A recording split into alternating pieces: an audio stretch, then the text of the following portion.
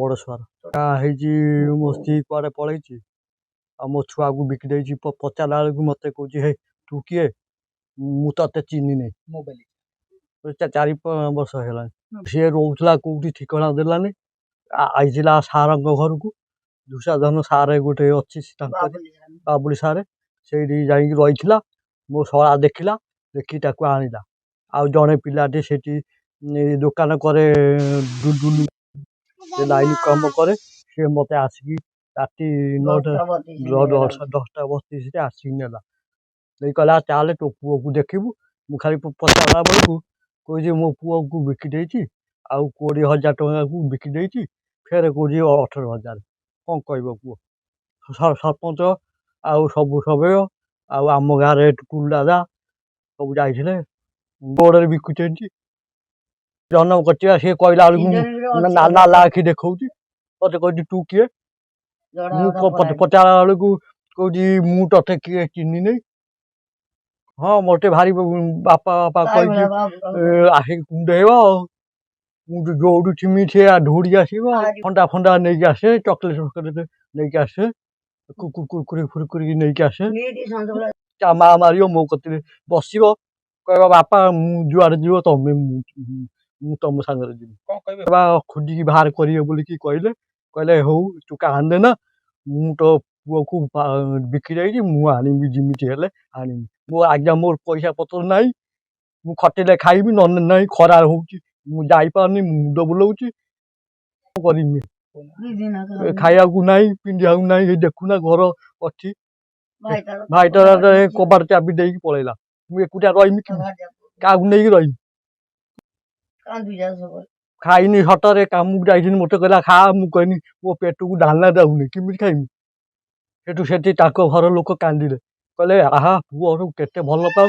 ମୁଁ କହିଲି ଆଉ ମୋ ପୁଅଟା ମୁଁ ଭଲ ପାଇବିନି?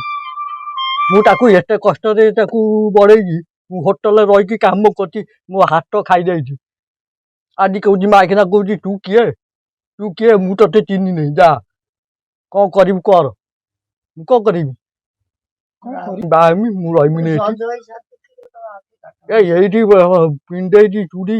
ମତେ କହୁଛି ତୁ କିଏ ବେ? ମୁଁ ଯାଇକି ପହଞ୍ଚାଦି। ମୁଁ କହିଲି ମୋ ପୁଅ କୁଆ ହେଲା?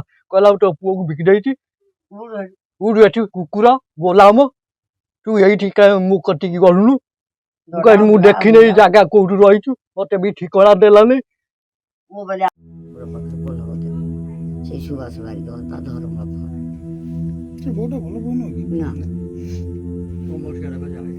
କେତେ ବର୍ଷ ହେଲା ବାହାଘର ହେଇଥିଲା ପୁଅର? ବାହାଘର ହେଲାଣି 11 ବର୍ଷ ଖଣ୍ଡେ ହବ।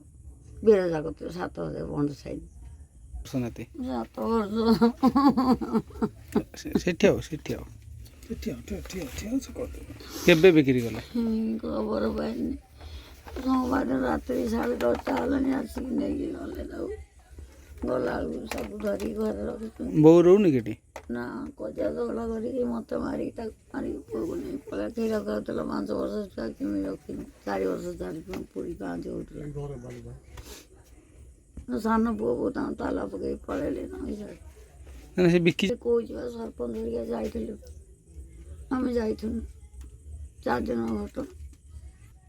ସୋମବାର ଦିନ ମୋତେ କହିଲା ବୁଢ଼ୀ ମୋ କତିକି ଆସିବନି, ମୋତେ ଦୁନିଆ କଥା କାଢ଼ିବ। ସରପଞ୍ଚ ଯାଇଥିଲେ, ପୁତୁରା ଅମି ଯାଇଥିଲେ।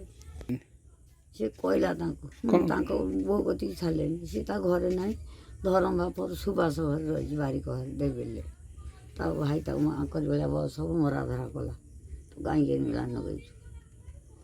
କହୁଛି ରୋଡ଼ରେ ବିକିଛି। କହିଲା 18,000, 19,000, 20,000 ଏମିତି କହୁଛି। କହିଲା ମୋ ଦେହ ଖରାପ ହେଲା, ଡାଇରିଆ ହେଲା, ଟଙ୍କା ପାଇଲିନି, ଆଉ ତାକୁ ବିକିଦେଲି।